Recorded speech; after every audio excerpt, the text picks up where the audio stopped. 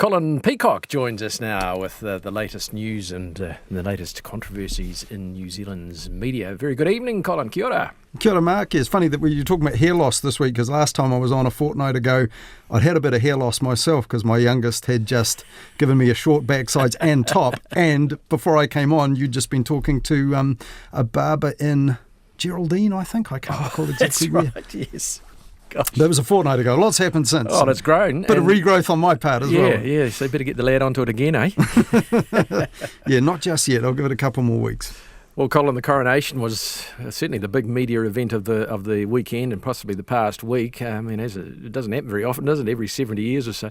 Although this next one might be a bit shorter, I suggest. But any consensus on how the media performed now that it's all over?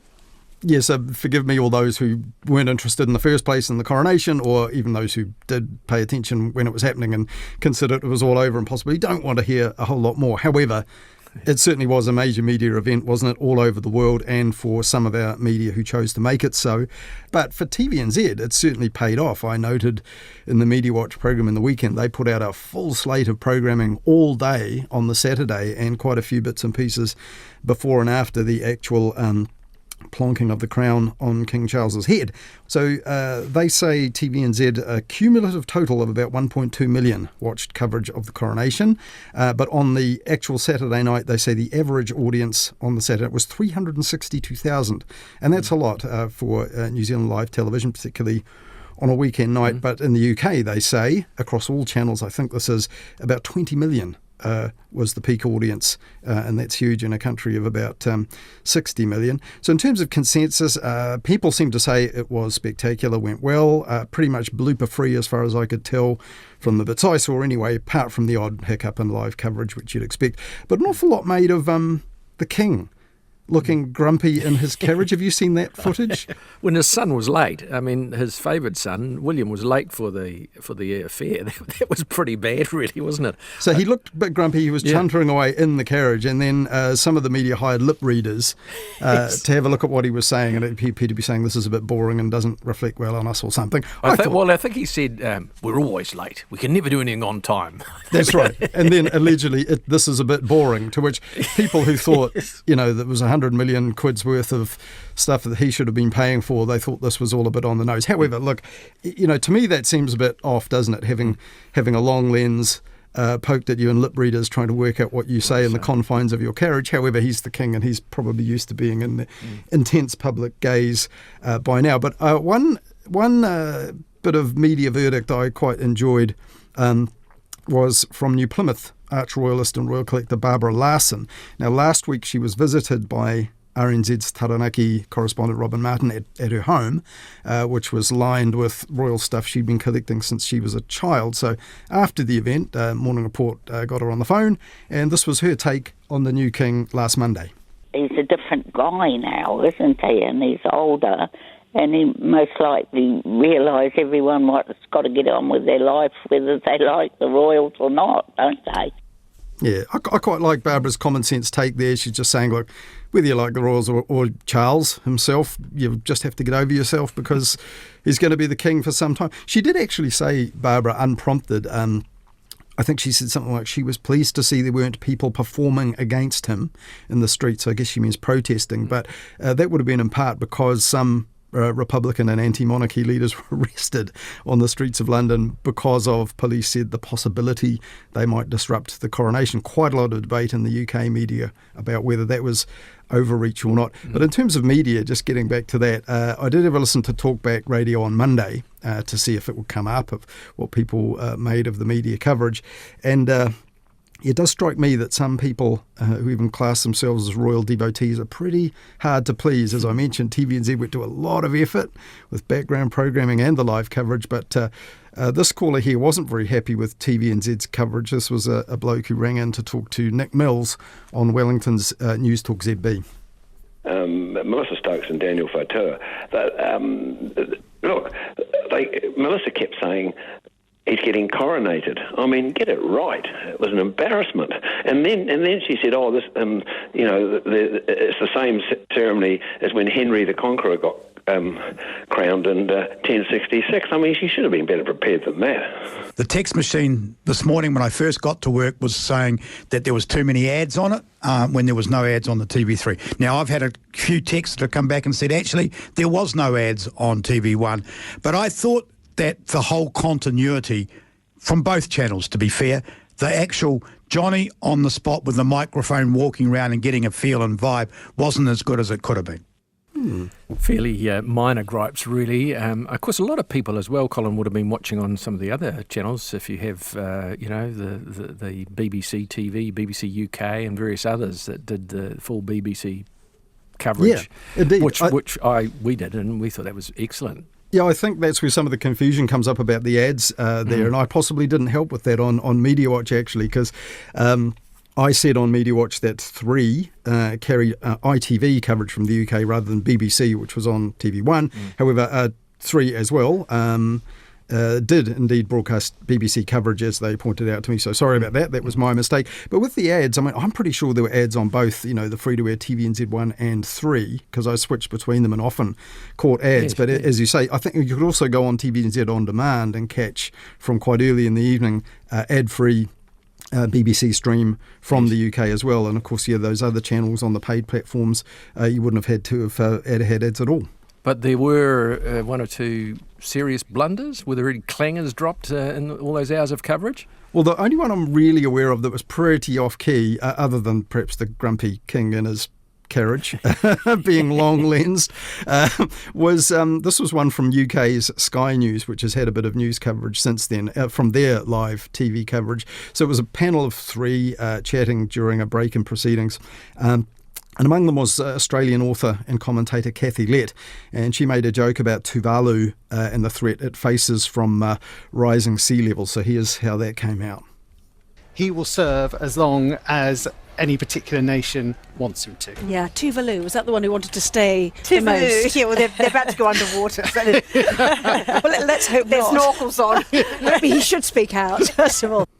And I think as Kathy Lett was doing that, she was kind of miming a diving thing, holding a nose whilst doing a kind of royal wave. So Barbara Drever, TVNZ's Pacific correspondent, was not happy at all to see that. She actually tweeted at UK Sky News saying, maybe your presenters could offer the people of Tuvalu who suffer from serious drought and continual seawater flooding some tea and scones. And she later did an online report for TVNZ that pointed out that really had caused genuine offence in Tuvalu, and senior politicians there had commented on it. Did you get any sort of response?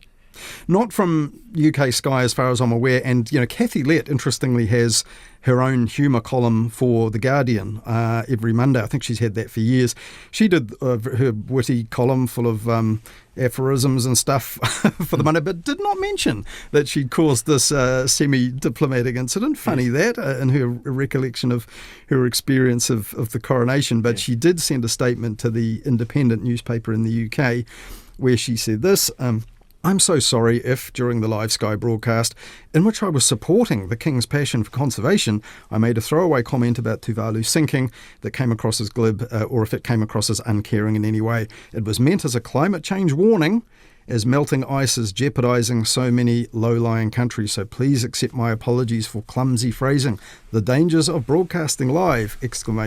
And yes, there are dangers in broadcasting live when you are, talking about something that really isn't funny and trying to make a joke of it, particularly on a state occasion, I would say. Most of the time, Colin, there are dangers. Yes, true. Now, on Mediawatch last weekend, you pointed out that after the Queen Elizabeth died, many people thought that it could just spark some sort of debate about New Zealand's ties to the Crown. I mean, it has been mentioned, but there's nothing really definite happened, has it? The media hasn't seemed interested in this, apart from a couple of questions to the Prime Minister. He was asked by the BBC about it. Yeah, I found it interesting that the BBC asked him. In fact, I was interested that they had him on at all. This was a domestic BBC Sunday politics show hosted by Laura Kuenssberg, who's their former political editor. They just had not only the coronation the day before, but in, I think, 3 days before, on the Thursday, they'd had nationwide local elections right across the UK. The ruling Conservatives got thrashed. So interesting, they found time to 10 minutes or so with Chris Hipkins in the chair. But anyway, Laura Kuenssberg asked Chris Hipkins for his views on New Zealand remaining part of the monarchy tied to the Crown.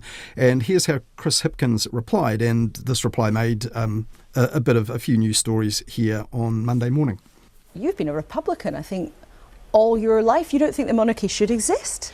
Well, it's not that I don't think the monarchy should exist. I describe myself as a technical Republican. Okay. So if you were going to, write a constitution for New Zealand, who would be the head of state? In my mind, it would be nice to have someone who is in New Zealand to be head of state. Having said that, we, like the UK, have an unwritten constitution. And as soon as you start making a fundamental decision like having a different head of state, it raises a whole lot of other constitutional questions as well. He certainly chose his words very carefully, didn't he? Must have thought about that a bit, calling himself a technical Republican. Yeah, no, I think he anticipated the question very well, but I thought it was interesting. We interviewed constitutional law expert Professor Andrew Geddes from Otago University on Mediawatch in the weekend, and he said almost exactly those things from the Prime Minister, and also made the point that, yes, we had a flag referendum, clearly, less significant than cutting ties with the Crown, but there you had a Prime Minister forcing the issue, putting it on the map, and even then it wasn't successful. He didn't get the outcome he wanted, so yeah, not likely to be much action on that. But Laura Kuenssberg on that BBC interview did press him quite a bit on that. She had follow-up questions to that position of his. Also asked him directly about pledging allegiance to the King, and he said, well, you do that when you sign on as an MP, and you do it as Prime Minister in New Zealand's Parliament, so, no big deal for him.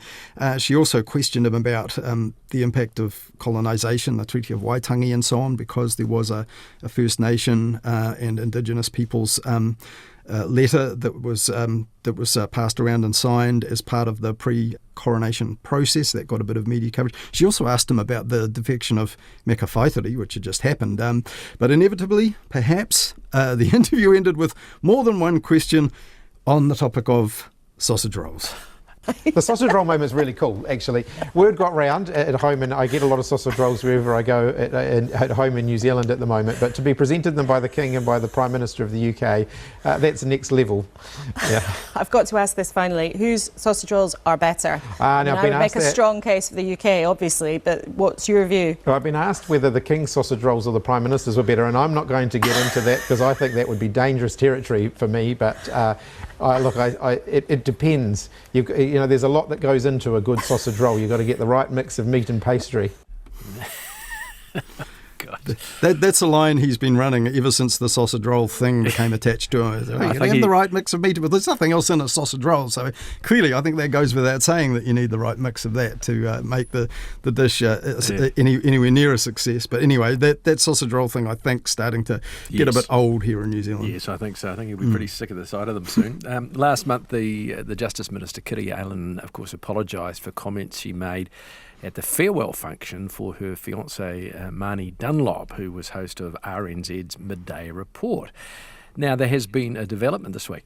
Yes, so just to recap a bit. So Kitty Allen spoke at the leaving do of Marnie Dunlop, who's left RNZ now. This was last month. There were about a dozen other people who spoke at that event, and probably 50 or 60 in the room. Throughout the event, the issue of RNZ retaining, nurturing Māori talent was aired because Marnie herself had signed off on air earlier saying she was leaving because she'd missed out on, she'd called it the top job, but meaning, I think, the vacancy at Morning Report, which is now filled by Ingrid Hipkiss.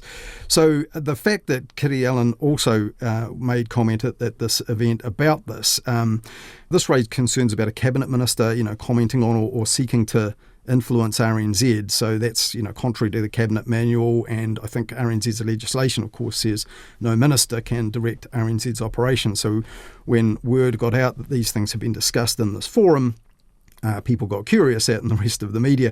So Kitty Allen, after this was reported in the media, or the gist of her comments, said she was sorry over the possible perception that she might be telling RNZ how to manage their staff or company, and she said that was not her intent and certainly not her job. But, the exposure of that prompted some people to request a recording of that event or a transcript of it, of the entire event, including the minister's comments, and those that would include, I suppose, other people at that gathering too. And RNZ has now responded to those Official Information Act requests. So how did they respond? What did they didn't release it all, did they?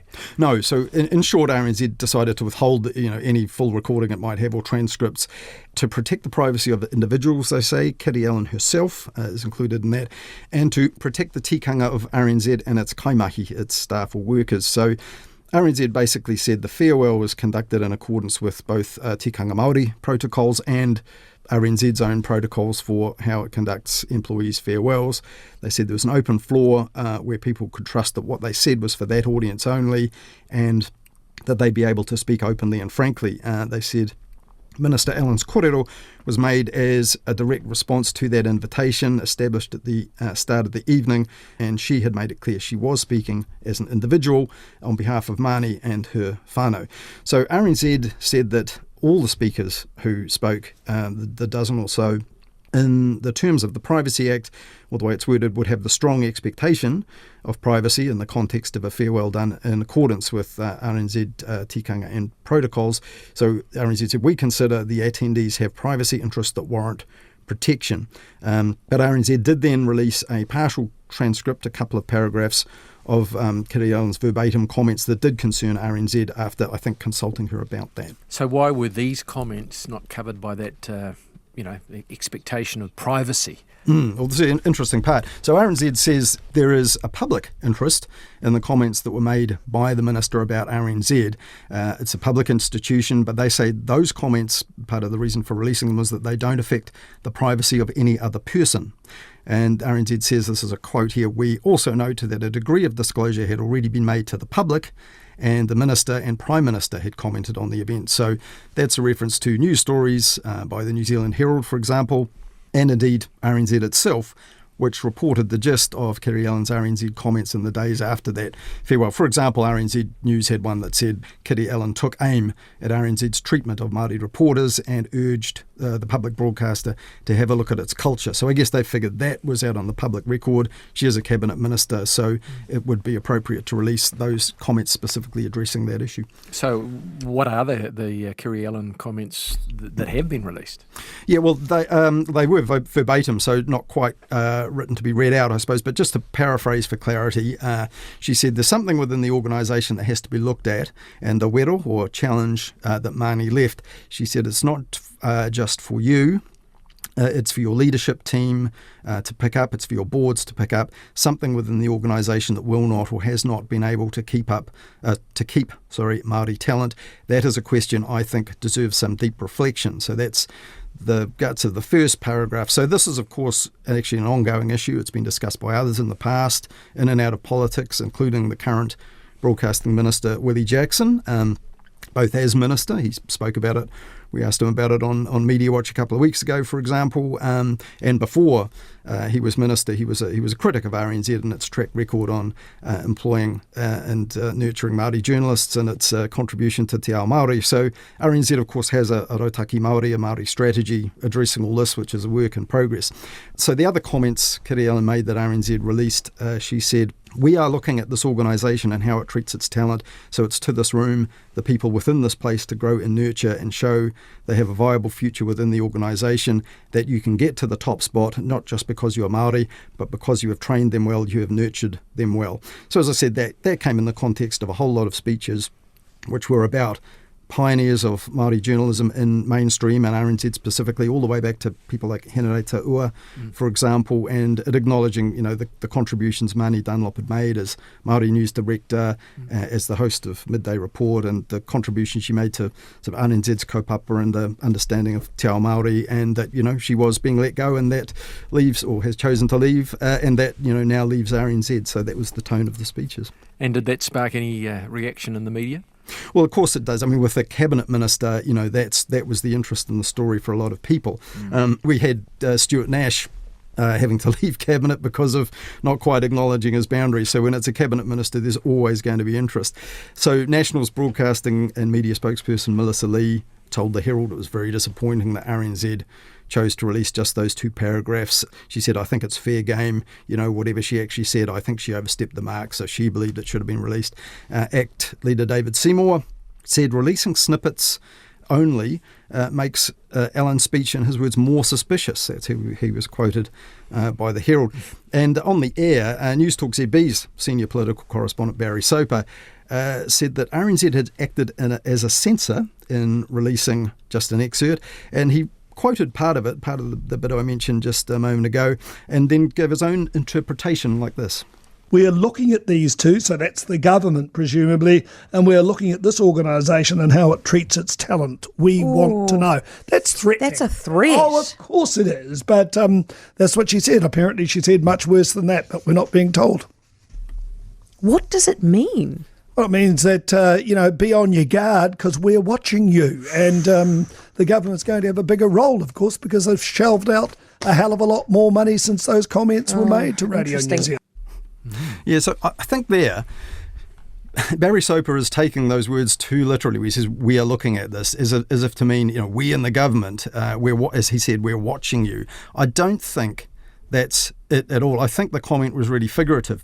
As in, what we're seeing here is, or what is happening here, we're looking at this, meaning this is this. So the we is not we the government, it's really we the situation that's occurring. So I think he's misinterpreted that. But also when Barry Soper says the government will have a bigger role to play because they've shoveled out more money to RNZ, the government's role does not change when the funding goes up or down, for that matter. RNZ's legislation still forbids any minister from directing RNZ's operations. So when he spoke on air there, Barry Soper, about this being a vague threat, I was at part of that farewell, not all of it, didn't hear all of Kiri Allen's comments or those of some of the other people at the event. But in terms of there being a vague threat, I think that's not the interpretation of those comments. I was certainly surprised that a cabinet minister would talk about RNZ staff retention in any way, specifically given that personal relationship. However, like I say, it was an event for Marnie and acknowledging her contribution, and there was a context to the comments, but I don't think any kind of threat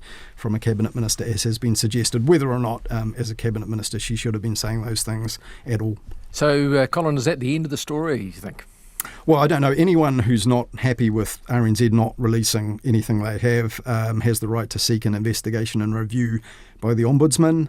So the Herald had requested this, for example, probably other media too, via the Official Information Act. Some political commentators and figures had as well. So if they're not satisfied, they may indeed do that.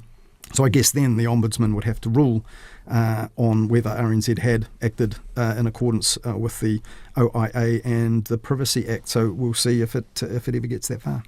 Well, it's 6 minutes to 11, and at the end of March, Today FM was closed down suddenly by MediaWorks, its owner, amid lots of acrimony and on-air revolt by one of its star hosts. It's Duncan Garner, of course. He said they'd been betrayed by their employer, but now he's doing a new podcast for that employer. Indeed. In fact, his fellow co-host Tova O'Brien at Today FM said they had worse done to them by their employer than betrayal, but that's a word I couldn't say on the radio, but she did on the day anyhow. But yes, Duncan Garner has popped up with this podcast called Editor-in-Chief, produced by his producer on his radio show, Dave Hull, or his former radio show.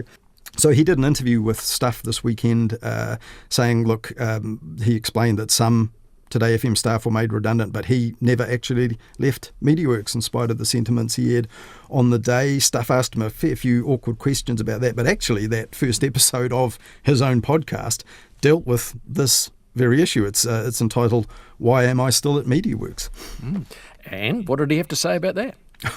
Well, at a fair length, he talked about the on-air revolt that day that the station closed down and concluded, look, life is not black and white, it is grey. He said sort of slightly cryptically, but he spoke very specifically about how the management had approached him after, the station ended in those dramatic circumstances with the idea of staying on for a podcast. One night, I had to make a decision. Was I going to join the legal action or stay and take up the offer to podcasts? I've worked with these people in this company for 20 years plus. I knew it wasn't personal, and I love broadcasting, I love hearing from people, I love talking to people, I love interviewing. So along with producer Dave, I stayed on, and we're going to try and replicate our show online. So we're going to try and replicate what we had on Today FM. Not entirely the same, but I'm the same. It's the same me, and this podcasting business is exciting. It's new, and it's the future. So I've grabbed this opportunity to move on and to get on with it. So now this podcast, is it kind of like his radio show, but sort of online, on-demand sort of thing? Yeah, well, they say in the press release it will be recorded daily as live and have interviews dropped into it and regular features and so on. But he really wants to get ordinary people, the people that used to call in and live talkback and have their stories aired possibly in a bit more length than a talkback call. But it does sort of lack the energy of having real current events going on or reactions to news of the day, you know, being on air for 3 hours as he was.